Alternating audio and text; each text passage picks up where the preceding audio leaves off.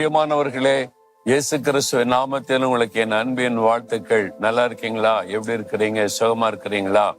இந்த காலை பொழுது எப்படி இருக்குது? பிளசண்டா, சந்தோஷமா, மகிழ்ச்சியா இருக்குதா? தினந்தோறும் மகிழ்ச்சியா இருக்கணும். சரியா? ஆண்டவர் உங்களோடு பேசுகிறார்ல. இந்த இடம் பாக்குறீங்களா? ரொம்ப அழகா இருக்குது இல்ல? இங்கே இந்த சிட்டில இது மாதிரிலாம் அழகா டெக்கரேட் பண்ணி வச்சிருக்கிறாங்க. இந்த இடத்தை நீங்களும் பார்க்கணும்னு இங்க நின்று உங்களோட நான் பேசுகிறேன். எரேமியா 29:10 ஆண்டவர் ஒரு வார்த்தை அழகாக உங்களுக்காக இன்றைக்கு சொல்லி இருக்கிறார்.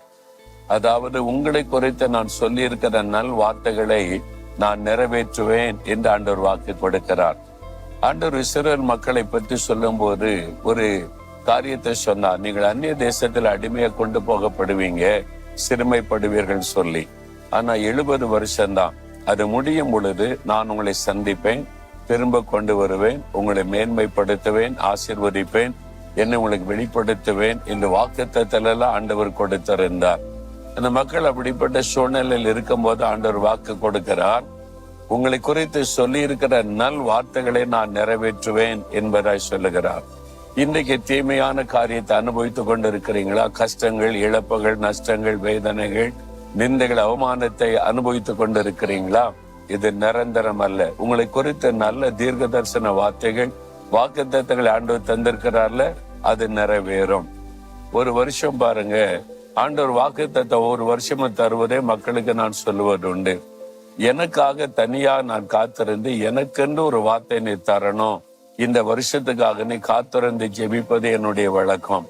அந்த மாதிரி ரொம்ப சின்சியரா உபவாசம் பண்ணி காத்திருந்து எனக்கு நீங்க என்ன சொல்றீங்க என்னோட பேசுங்க, மக்களுக்கு சொல்லிட்டீங்க, அந்த வாக்குத்தத்தை சொல்லிட்டேன், எனக்கு சொல்லுங்க நீ காத்திருந்த போது ஆண்டவர் சொன்னார், எந்த வருஷமும் இல்லாத அளவுக்கு இந்த வருஷம் நிந்தையும் அவமானமும் உனக்கு வரும், நீ அதை சந்திக்க வேண்டியது வரும்னு சொன்னார். கர்த்தருடைய வாக்குத்தத்தம் பாத்தீங்களா? ஊழியக்காரனுக்கு ஆண்டவர் சொன்னாரு. ஆனா அடுத்த ஆண்டவர் சொன்னார், நீ இதை கடந்து போகும்போது இந்த ஊழியத்துல இன்னும் ஆசீர்வாதங்களை தருவேன், மேன்மைப்படுத்துவேன் என்பதான நல் வார்த்தைகளை சொல்லி இருந்தார். அதே மாதிரி மிகுந்த அவமானம், மிகுந்த நெருக்கம், இதுவரை கண்டிராத நிந்த அவமானத்தை நான் சந்திக்க வேண்டியது வந்தது. ஆனால் அதை பொறுமையோடு சகித்து கொள்ள கிருபை கொடுத்தார். ஏன் தெரியுமா? இதற்கு பிறகு ஒரு பெரிய ஆசீர்வாதம் இருக்குது. கர்த்தர் வாக்கு கொடுத்திருக்கிறார், அந்த வார்த்தை நிறைவேறும் என்று. அதே மாதிரி ஊழியத்தை கர்த்தர் மேன்மைப்படுத்தி ஆசீர்வதித்து உயர்த்தினதை பார்க்க முடிந்தது. உங்க வாழ்க்கையிலையும் பாடுகள் உண்டுன்னு ஆண்டவர் சொன்னார்ல, இந்த பாடுகள் கொஞ்ச காலம். ஆண்டவர் நல் வார்த்தைகளை வைத்திருக்கிறார். உயர்வு, ஜெயம், ஆசீர்வாதம், செழிப்பு, அதை இனி நீங்க பார்க்க போறீங்க. அந்த நல் வார்த்தை நிறைவேறும். விசுவாசத்தோட சொல்லுங்க, ஆண்டவரே, என்னை குறித்து நீர் வைத்திருக்கிற நல் வார்த்தைகளை சீக்கிரமாய் நிறைவேற்ற போகிறீர். இந்த காரியத்தை நான் கடந்து சீக்கிரமா அந்த ஆசீர்வாதத்தை பெற்றுக்கொள்ள போகிறேன்.